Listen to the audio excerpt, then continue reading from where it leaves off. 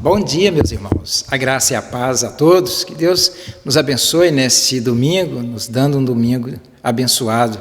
Vamos dar início à nossa escola dominical nesse momento, lendo a palavra do Senhor. Quero compartilhar um texto com os irmãos que tem tudo a ver com a nossa aula. E ele se encontra em 2 Timóteo, capítulo 3, versículos 14 a 17, que tem o seguinte título: A inspiração, valor e utilidade das Santas Escrituras. Tu, porém, permanece naquilo que aprendeste e de que foste inteirado, sabendo de quem o aprendeste, e que desde a infância sabes as sagradas letras, que podem tornar-te sábio para a salvação pela fé em Cristo Jesus. Toda a Escritura é inspirada por Deus e útil para o ensino, para a repreensão, para a correção, para a educação na justiça, a fim de que o homem de Deus seja perfeito e perfeitamente habilitado para toda a boa obra. Irmãos, vamos orar nesse momento, pedindo a bênção e a direção do Senhor para o nosso trabalho. Senhor, nós te agradecemos por estarmos aqui para ministrar esta aula. Deus, que o Senhor abençoe cada irmão que vai receber, que irá receber essa mensagem, abençoe o professor, abençoe os demais trabalhos, Pai, os cânticos, Senhor, o trabalho com as crianças, que tudo que for feito aqui que seja para a glória do Senhor, em nome de Jesus. Amém. Amém, meus queridos. Nesse momento nós vamos ouvir o João Marcos e a Lore. Eles vão nos conduzir nesse momento de louvor. Amém? Amém.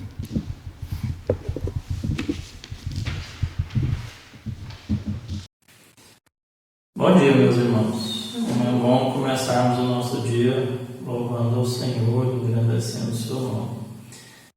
Antes da gente cantar, eu vou fazer uma oração para começarmos bem o nosso louvor.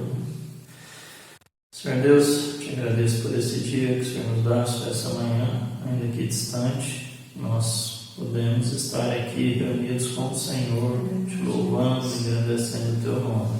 Te peço que o Senhor esteja conosco, que o Senhor nos conduza nessa escola dominical, para que venhamos cada vez mais aprender da tua palavra. Guia os nossos caminhos, continue conosco, Senhor, em nome de Jesus. Amém. Nós vamos então cantar o hino de número 19, Rei Sublime.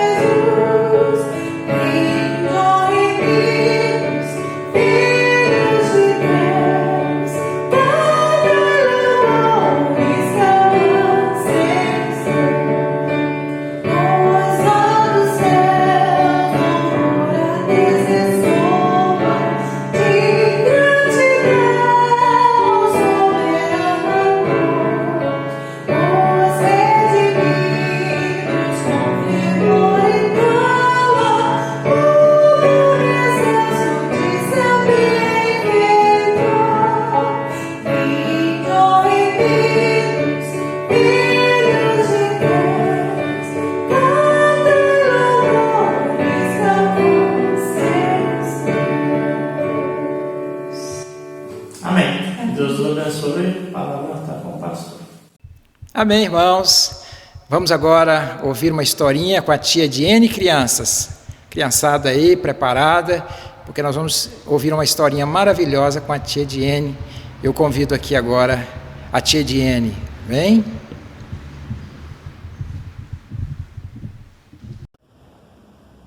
Olá, crianças! Tudo bem?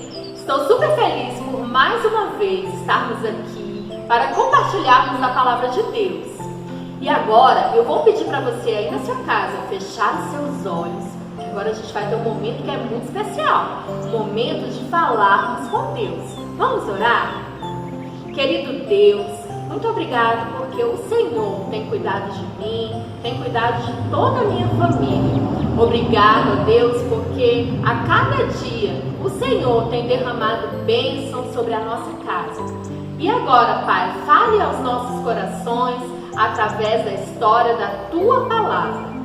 Perdoe os meus pecados e cuide de cada um de nós. Em nome de Jesus, amém. Amém. Crianças, deixa eu fazer uma pergunta para você. Pensa aí, você tem medo de alguma coisa? Vamos lá, você tem medo escuro? Pensa. Quando a mamãe apaga a luz, você consegue dormir? Ou você fica preocupado, com medo e fala, não mãe, não apaga a luz não. Você tem medo quando você está no supermercado de se perder? Você tem medo de ficar sozinho? Às vezes a gente tem medo de tanta coisa, não é? Mas vocês sabiam que tem muitos adultos que também têm medo? Ah, tem sim. E a história de hoje fala de muitos adultos que tiveram medo. E essa história está lá em Mateus, capítulo 8. Vamos ouvir? Preste atenção. Jesus estava com uma multidão e ele estava falando da palavra de Deus. Mas ele ficou cansado. E aí ele chamou os seus discípulos para entrar em um barco e atravessar ele para o outro lado. E ele falou, vamos entrar nesse barco e vamos atravessar, sabe? E eles entraram, neste barco. E todos começaram a remar, estavam lá nesse mar. Tá vendo que estava tudo bem tranquilo? O dia estava muito bonito. E aí eles todos lá, tranquilos e felizes. Mas Jesus foi fazer o quê? Dormir. Mas de repente, olha o que aconteceu. O céu fechou, o mar começou a ficar nervoso, veio uma tempestade e o barco começou a ir para um lado, ia para o outro. Olha a cara de desespero dos discípulos. Eles começaram a ficar com medo. Mas eles não são adultos? Sim, mas eles ficaram com medo. Eles ficaram com medo de morrer. E agora nós vamos perecer, nós vamos afundar nesse barco. E quando eles olharam, o que Jesus estava fazendo? Dormindo. E eles desesperados, nós aqui todos com medo e Jesus dormindo. E eles, vamos logo acordar o mestre, nós vamos afundar, nós vamos morrer. E eles correram e foram acordar Jesus. E eles, mestre, acorde porque nós vamos morrer. Olha que tempestade forte que está acontecendo. E Jesus, com muita calma, porque Jesus não tinha medo. Jesus confiava no Pai. Ele sabia que nada poderia acontecer de ruim. E ele acordou e falou, o que está acontecendo? Por que vocês estão assim? Mestre, acorda! Olha que tempestade forte! Jesus levantou. Olha o que Jesus fez. Levantou a sua mão, olhou para aquele tempo, olhou para o céu, olhou para o mar e disse, vento, acalme-se. O vento, tranquilo. Mar, acalme-se. Será o que aconteceu? Olha o que aconteceu. Tudo ficou calmo. Porque toda a natureza obedece a Jesus. Porque Jesus é Deus. Olha que dia lindo que ficou. E os discípulos ficaram assustados e maravilhados. E olharam um para os outros e falaram, quem é esse que até o vento e o mar me obedecem? Olha que poderoso. Jesus é poderoso. Jesus olhou e tranquilizou todas as coisas. A tempestade passou, a tempestade foi embora. E assim aconteceu. E assim é com a nossa vida. Esse barco pode ser a nossa vida, o nosso coração. Muitas vezes, criança, na nossa vida vem algumas tempestades, vem algumas dificuldades que tiram a nossa paz. E muitas vezes a gente fica com medo. Jesus, naquele dia, olhou para os os discípulos e falou: por que vocês ficaram com medo? Não tem que ficar com medo. Cadê a fé de vocês? Vocês têm que acreditar que eu estou com vocês em todo o tempo. Então não precisa ter medo, crianças. Quando vier a tempestade na nossa vida, o nosso coração é como esse barquinho. Então não precisa ter medo, porque quando Jesus está nele, quando Jesus está conosco, toda tempestade que vier, Jesus, acalma. Jesus fala, calma, e vem a paz sobre nós. Amém? E agora nós vamos cantar uma música. E essa música é bem legal, é bem divertida e fala disso. Que o nosso coraçãozinho é um barquinho. E a nossa fé é o que vai trazer essa paz. Porque a nossa fé é com Jesus. Jesus que vem e traz a paz para a nossa vida. Vamos lá, hein? Meu coração é um barquinho.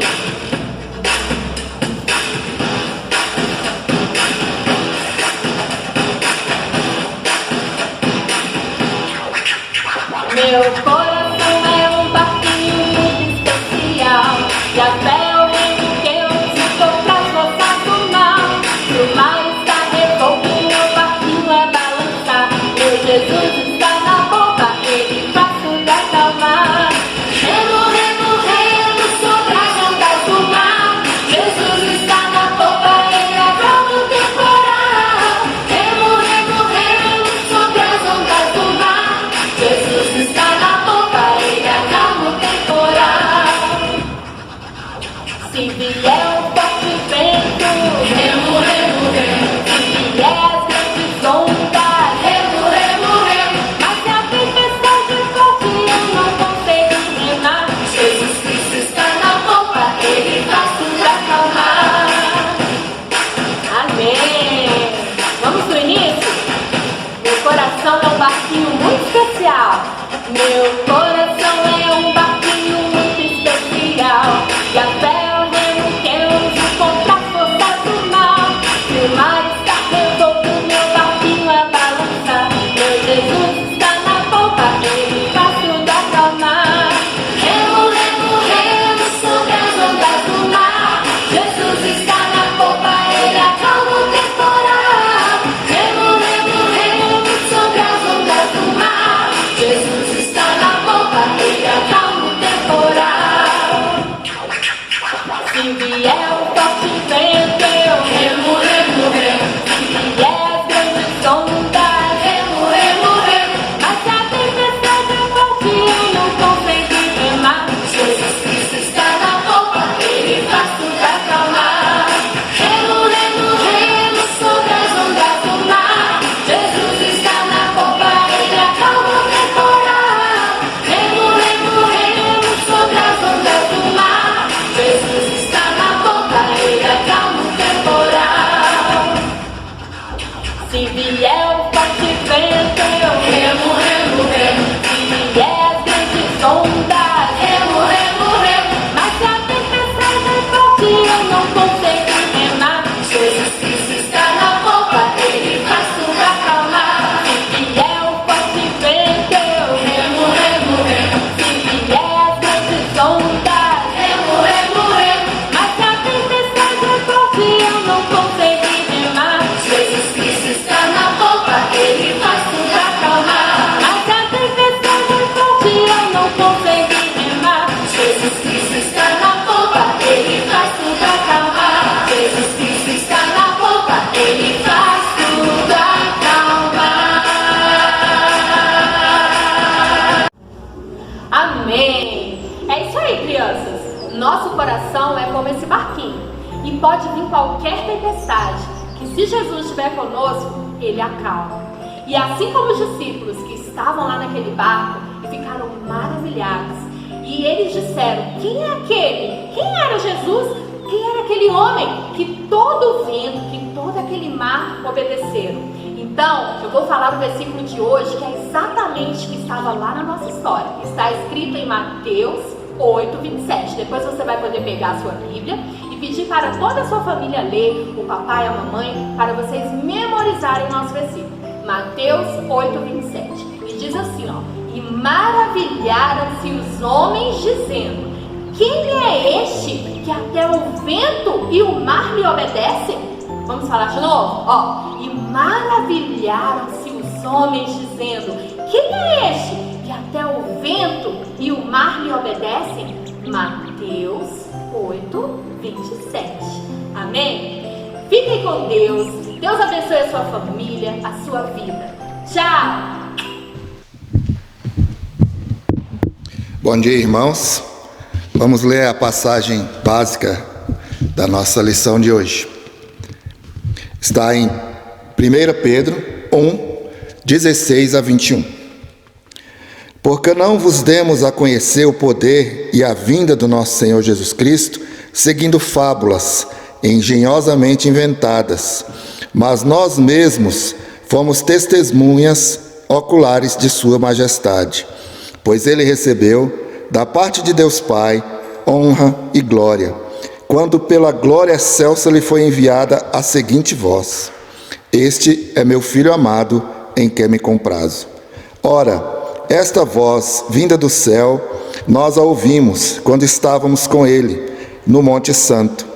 Temos assim tanto mais confirmada a palavra profética, e fazeis bem em atendê-la, como a uma candeia que brilha em lugar tenebroso, até o dia clareie e a estrela da alva nasça em vosso coração, sabendo primeiramente isto, que nenhuma profecia da Escritura provém de particular elucidação, porque nunca jamais qualquer profecia foi dada por vontade humana. Entretanto, homens falaram da parte de Deus, movidos pelo Espírito Santo.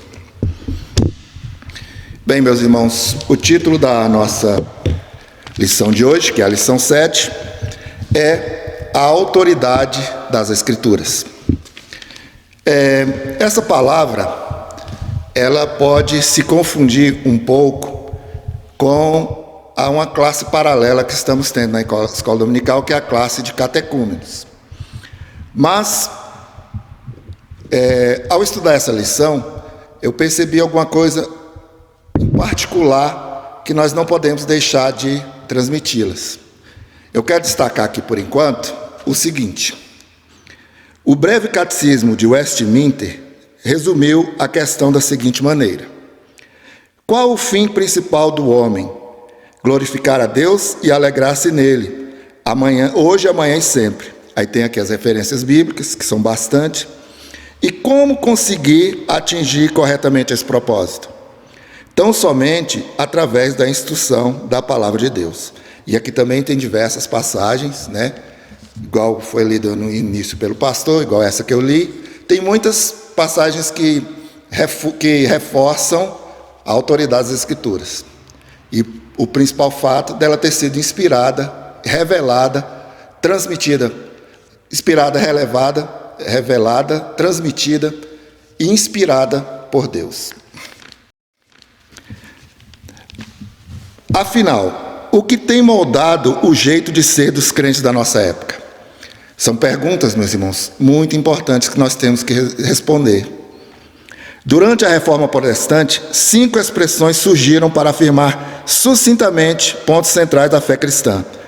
Olha, presta atenção: sola Escritura, somente as Escrituras; sola fide, somente a fé; solus Christo, somente Cristo; sola gratia, somente a graça; e sole Deo, glória, glória somente a Deus. Então, destacando aqui, sola Escritura significava, portanto, aceitar tão somente a Bíblia como autoridade suficiente e normativa para a vida do crente. Então, meus irmãos, ele discorre na lição pontos que provavelmente já foram abordados na aula de catecúmeno, como a infalibilidade das Escrituras, a autoridade, né? A questão da autenticidade, né? E a questão de ser normativa ou não ser normativa. Tudo isso já foi abordado. Mas existe um ponto diferente nessa lição que eu gostaria de destacar com os irmãos. Eu vou fazer aqui uma pequena parábola para os irmãos prestarem atenção. A figura de um cachorro quando passa um carro na rua e ele sai correndo atrás do carro e latindo. Mas quando o carro para, ele não sabe mais o que fazer e volta com o rabo entre as pernas. Eu gostaria também de dar significado a uma palavra, a palavra religião. A religião, em sentido amplo, é definido como um conjunto de sistemas culturais e de crenças, além de visões de mundo, que estabelece os símbolos que relacionam a humanidade com a espiritualidade e seus próprios valores morais. Nesse sentido, a religião se assemelha muito ao significado da palavra cultura. Bem, relembrando que o tema da nossa revista da Escola Dominical é o cristão e a cultura.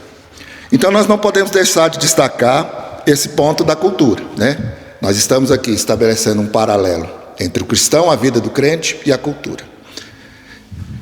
Quando eu era garoto, lá no Gama, adolescente mais ou menos, tinha na rua da minha casa, tinha duas casas que destacavam, que era a casa do meu pai e a casa do vizinho da frente. Naquela época, eram as duas melhores casas que tinham nessa rua. E era engraçado, porque na casa da frente vivia uma família e eles tinham um filho que chamava Isaías. Ele era mais ou menos da minha idade. E a gente costumava brincar junto. E às vezes eu ia na casa dele, às vezes ia lá em casa. E quando eu ia na casa dele, eu reparava uma coisa muito interessante. Eles não tinham televisão. E não era por falta de dinheiro, porque eles tinham um padrão de vida para ter televisão naquela época. E aí eu perguntei para ele, por que vocês não têm televisão? Aí ele respondeu, é porque minha religião não permite. Eu até costumo brincar quando eu não concordo com alguma coisa que me dizem, eu falo, a minha religião não permite. Mas, meus irmãos, ele era da Assembleia de Deus. Naquela época, a Assembleia de Deus realmente não permitia que os fiéis assistissem televisão, que eles entendiam que era uma coisa pecaminosa. Eu não sei se ainda hoje é assim, né? Mas eu sei que naquela época os assembleianos não assistiam televisão. E queira ou não queira, hoje em dia, a principal fonte de transmissão de cultura é a televisão, né? E a televisão, ela é rica, né, em todo tipo de programação que a gente sabe, né? Desde os canais básicos, né, até canais por assinatura, e hoje já conectado com a internet. Qualquer coisa que você quiser tem na televisão, tanto boa como ruins. Então, meus irmãos, por que eu estou me referindo especificamente à televisão hoje? Porque existem esses ícones, né, chamados ícones, né, personalidades, famosos.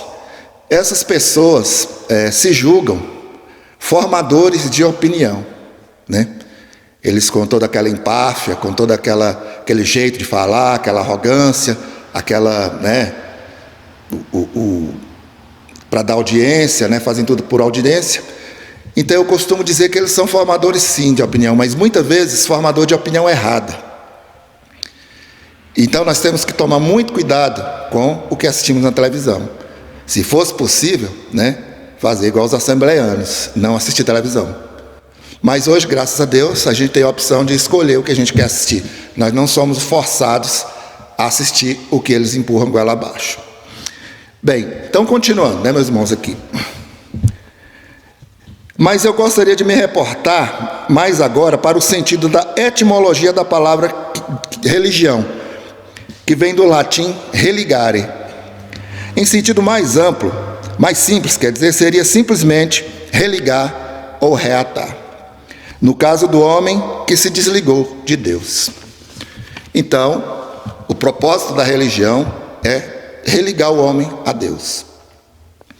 E com esse intuito, né, nesse sentido, todos os povos que passaram pela terra, né, tanto os antigos como até os contemporâneos nossos, todos têm a sua religião instalada no seu âmago, né, no seu íntimo.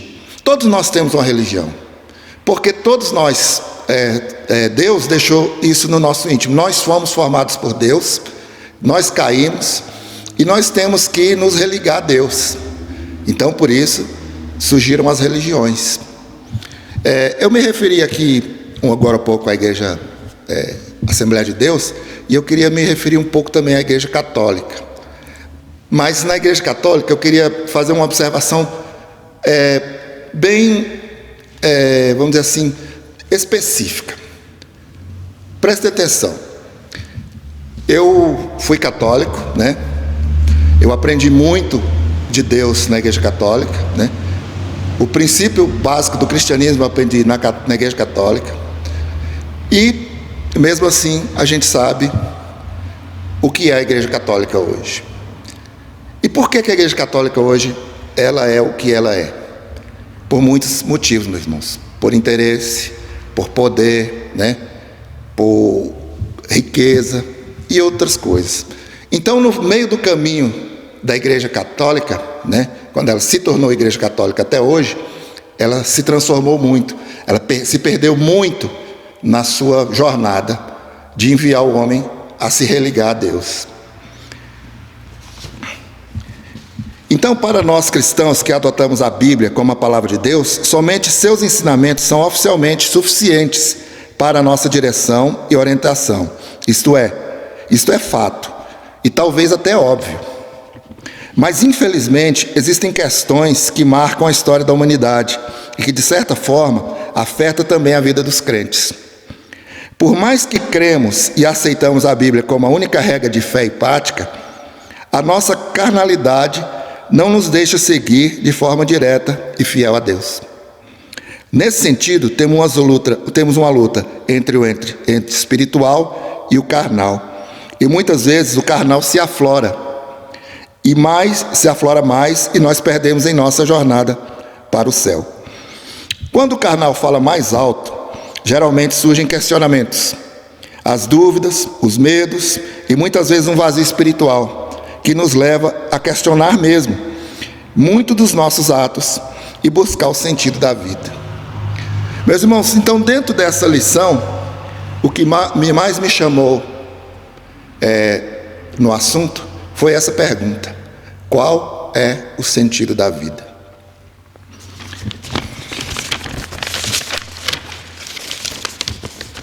Voltando à figura do cachorro. O cachorro ele se comporta desse jeito porque é o seu instinto de caça, de sobrevivência. Ele fazia isso quando era selvagem, mas agora que é domesticado, não necessita mais caçar, mas não consegue controlar o seu instinto. A nossa luta interna se dá também contra a nossa natureza carnal, pecadora. Quando buscamos uma religião, estamos buscando o alvo, o sentido da vida, que para nós é Cristo. Mas por causa de nossa natureza, quando o encontramos, não sabemos mais o que fazer. Nós nos perdemos, né? O carro para, você alcança o alvo, e aí? E agora?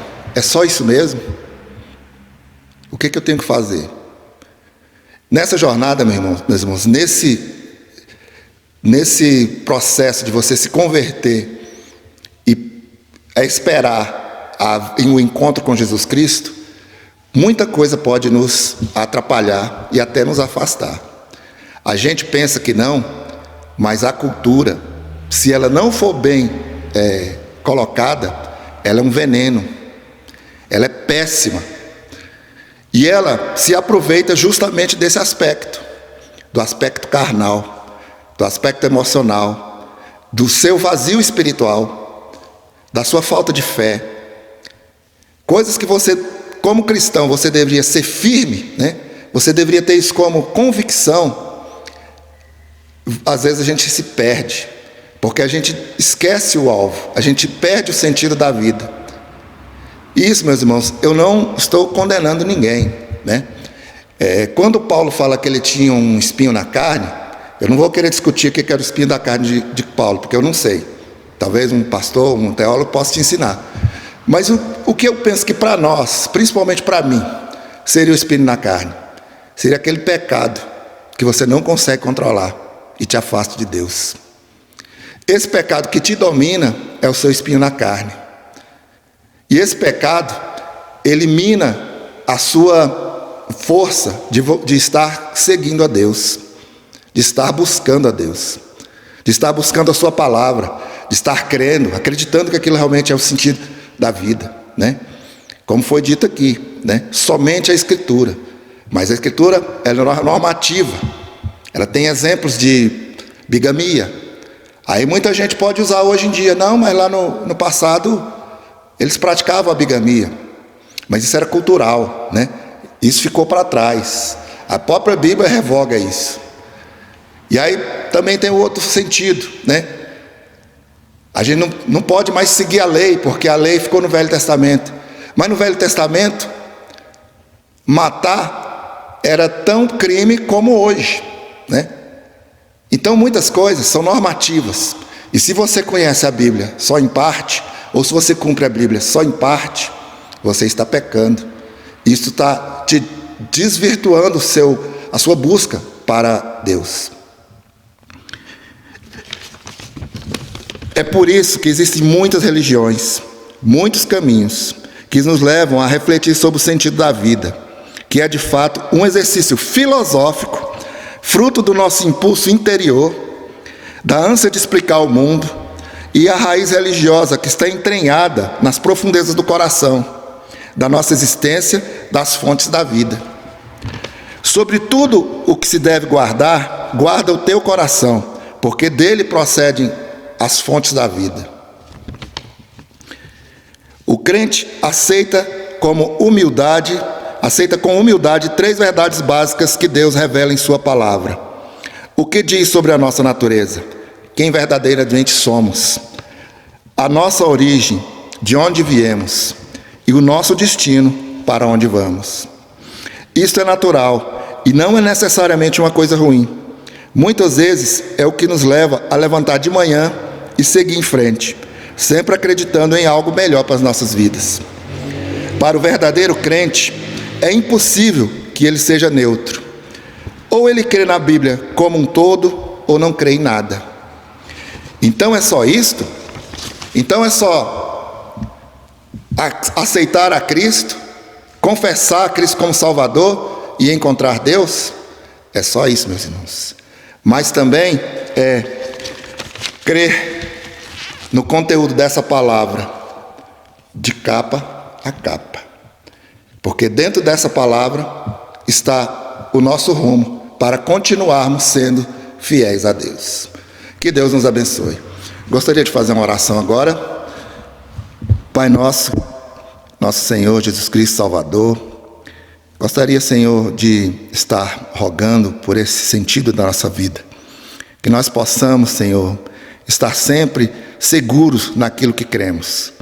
Muitas vezes, por causa das nossas fraquezas, dos nossos problemas, da nossa própria falta de fé, nós nos deixamos levar por algum vento de doutrina, como a tua própria palavra diz. Mas nos abençoe, ó Deus, para que sejamos fiéis em tudo. Em nome de Jesus. Amém. Bom dia, meus irmãos, minhas irmãs. Hoje é domingo, dia 3 de maio. Estamos trazendo mais uma vez a nossa aula de catecúmenos. Espero que tenha sido uma semana boa para todos. Que a graça e a paz do nosso Senhor Jesus Cristo esteja com cada um de vocês. Vamos orar nesse minuto. Senhor Deus, Pai de amor e de misericórdia, mais uma vez, Pai, estamos na Tua presença para trazer um pouco de conhecimento da Tua palavra para todos que desejarem ouvir e aprender sobre Ti. Senhor, peço que o Senhor abra os corações, abra a mente de cada pessoa que assistir essa aula e que ela, de fato, traga algum acréscimo no aprendizado de cada pessoa. E que todos aqueles que o Senhor deseja que sejam alcançados, que eles sejam alcançados com essa palavra. Agradeço pela vida de cada um dos irmãos, pela minha vida, minha família e cada familiar aqui representado. Peço a Tua bênção sobre nós e a Tua direção em tudo que fazemos, pois o que fazemos é para a honra e glória do Teu santo nome. Assim te agradecemos, em nome de Jesus. Amém. Bem, meus irmãos, Então, na semana passada, nós falamos sobre a lei de Deus. Nós vimos que Jesus Cristo foi o único que cumpriu completamente a lei de Deus. E que ele veio não para anular essa lei, mas para fazê-la ser cumprida, e ele mesmo cumpriu. Nós vimos também que a lei de Deus é soberana, boa, justa, mas que ela não traz salvação ao homem. Pelo contrário, ela traz condenação, porque ela aponta o pecado do homem. Vimos que a compatibilidade entre a lei e a graça, pois a lei, ela mostra o pecado do homem, e a graça aponta o único meio de salvação, que é nosso Senhor Jesus Cristo. E vimos também que o resumo prático da lei, resumo prático e pedagógico, são os 10 mandamentos deixados por Deus em Moisés e complementando os 2 mandamentos que Jesus Cristo deixou, que se olharmos ele vai culminar nos 10 mandamentos. Então a lei, tanto a antiga quanto a nova, ela é para ser cumprida. Ela nunca deixou de existir e vai existir sempre. Que essa lei regula a vida do homem em sociedade e mostra o caráter de Deus e a vontade de Deus para com o homem. Essa foi a nossa aula da semana passada. Bem, meus irmãos, hoje as nossas perguntinhas e respostas é sobre a providência de Deus. Então a primeira pergunta é: o que é a doutrina da providência de Deus? É a doutrina que nos ensina que Deus, por meio de Jesus Cristo, está governando, sustentando e cuidando de tudo e de todos. Na segunda pergunta é: quais são as bases da doutrina da providência de Deus? As bases da doutrina da providência de Deus são a soberania de Deus e os seus termos imutáveis decretos. E a prova disso é a morte de Jesus Cristo na cruz. Há alguma coisa que não esteja debaixo da providência de Deus? Não. Todas as coisas estão debaixo da santa providência de Deus, em Cristo Jesus, até mesmo a vida dos ímpios e incrédulos. Que conforto a doutrina da providência traz aos crentes?